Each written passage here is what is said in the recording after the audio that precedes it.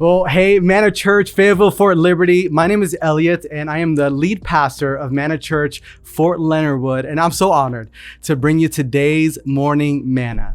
Now, have you ever read a Bible story and thought, well, what if this person said no?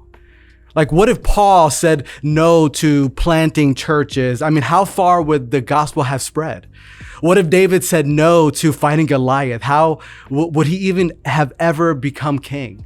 What if Moses said no to delivering the people out of Egypt? Would God's people ever have been delivered? So when you look at Paul, when you look at David, when you look at Moses, they experienced the result of their faith after they took a step of faith.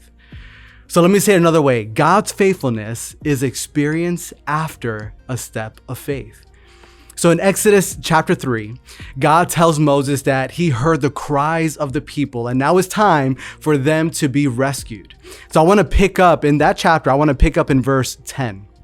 In verse 10, it says, "So now go," this is God telling Moses, "now go, I am sending you to Pharaoh to bring my people, the Israelites, out of Egypt." So in other words, God is saying, hey, Moses, there's a mission that I made you for. Verse 11, "But Moses said to God, who am I that I should go to Pharaoh and bring the Israelites out of Egypt?"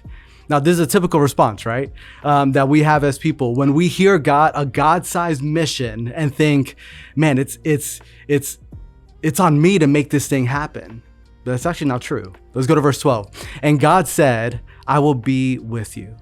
You know, that's one of my favorite phrases in scripture. God saying, I will be with you. God is saying, I am faithful. And let's continue. "And this will be the sign to you that it is I who sent you. When you have brought the people out of Egypt, you will worship God on this mountain."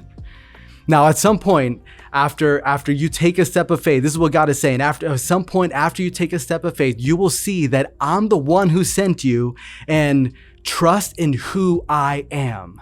Trust in my faithfulness. So let me ask you this. Is there a step of faith that you've been sitting on for a while?